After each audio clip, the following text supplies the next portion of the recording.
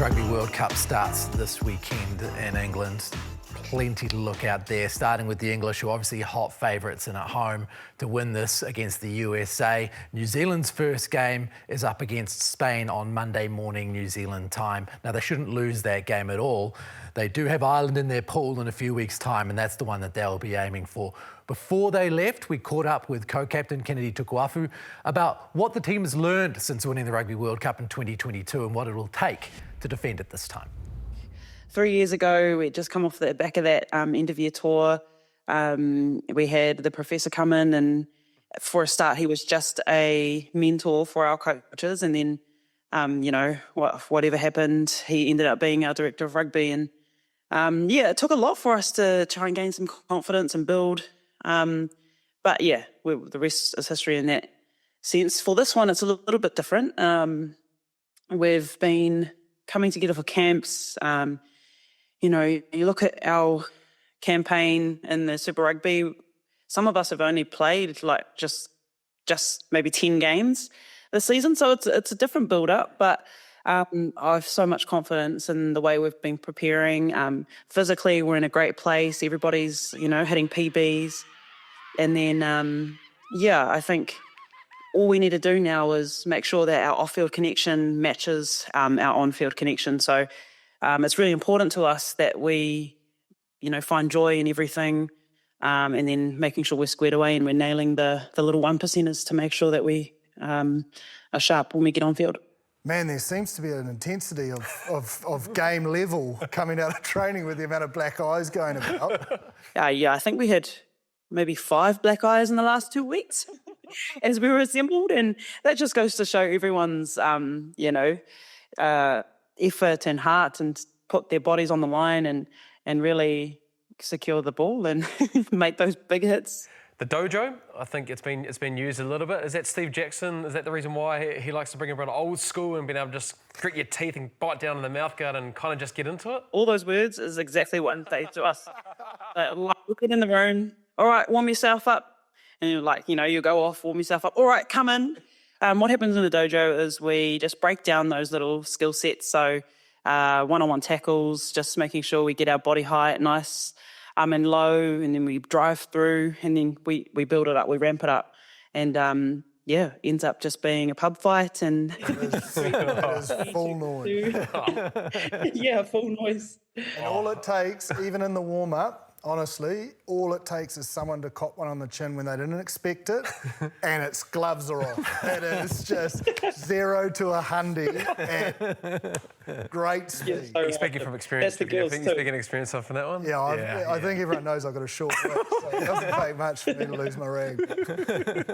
And it also comes down to giving it 100 so that, you don't hurt each other. Because if someone's at 100, someone's at 50, it's just not going to end well. So even when we come into trainings, it's like, okay, we're at level 2, and then it just ends up being level 3. But if the girls are keen to go there, then we just go with it. Who's the person that's always a hundy? Because there's always one that's a test match trainer. Who would that be? Oh, man, I couldn't even... there's too many. Someone I could throw out there is probably Tanya. Yeah, Tanya. In terms of... we're talking about all this preparation, and a lot of the conversation with the sevens players that have now sort of transitioned back into 15s, the way they've spoken about the lift and standards and professionalism in the 15s game, you must be incredibly proud to hear that coming from them. They are some incredible athletes themselves. They've come from many successes, and what they bring over to our environment is just like determination to nail their role, to be, pretty much to be better than everyone else, which is the mindset of all the girls. But I'm glad that that's how it feels for them. They've come in, like even Kelly Brazier, when she speaks, she always talks about how, you've got to prepare like you're preparing for a test every day. So got to be ready, yeah.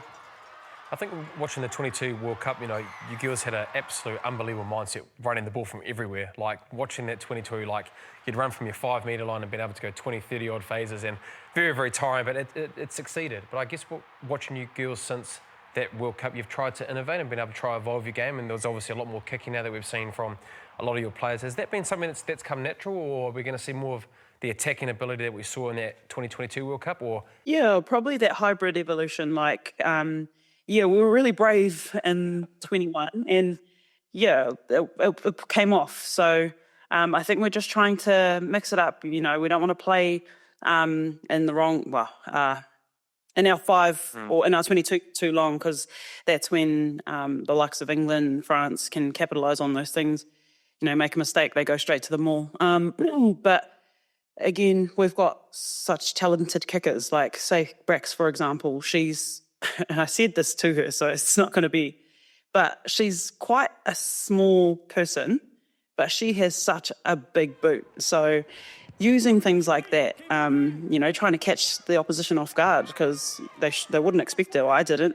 Yeah. And then, getting ourselves in the right areas so we can use the rest of our toolkit, I guess. Our driving more's gotten heaps better. And then playing in the right areas so we can just put points on and relieve some pressure. That would be ideal. The talking point for almost all the fans, I know we put a post out with Jorja Miller in it showing her highlights, and it went absolutely gangbusters because she is just something else.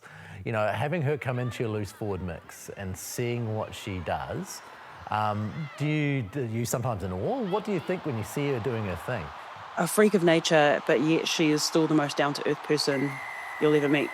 In terms of her performance, it's funny because Stacey actually takes her aside and makes her try and beat her one-on-one, and something hasn't gotten her yet. So, Jorja is just a different beast. She's incredible to work with as well, because she will just go all day.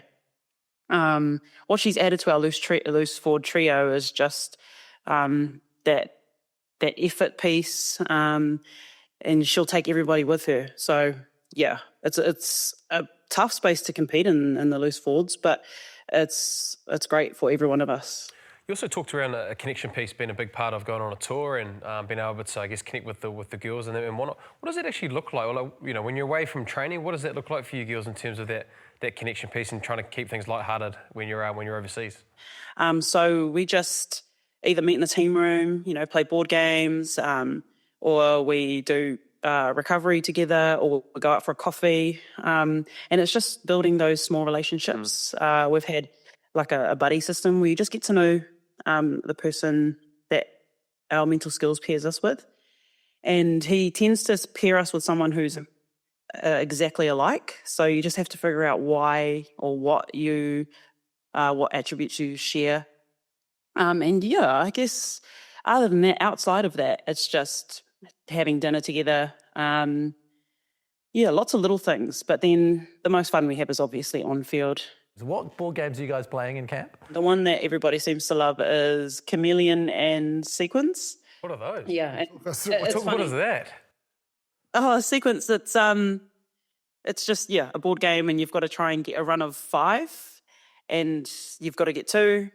And you'll always know if it's being played because you'll hear either Aisha or Lou. It gets real competitive, actually. Yeah. And so who is the person in the squad who's like, the TJ Pettinato, the person who just is hard out competitive in all of those things more than anyone else?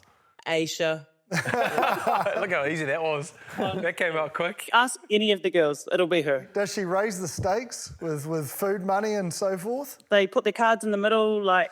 It goes far. They've got so good. Like a winner's a leaderboard. Sorry, they put their names up in the team room and for everyone to see. There's exactly bragging rights. Well, we're hoping that you're going to be at the top of the leaderboard come the World Cup. So good luck with the next couple of weeks of preparation in that first up game against Spain. I hope it all goes well. Thank you, team. Thanks for having me. Awesome. So, the Black Ferns, couple of games before they get to Ireland, and that's when it really heats up for them. They've got to win that game. If they don't win that game and they come out of their pool in second place, that's where they'll face France in the quarters and England in the semis. They need to be on the other side of the draw, knowing that they lost to Ireland 2 years ago, and they lost to Ireland 2 World Cups ago at a World Cup.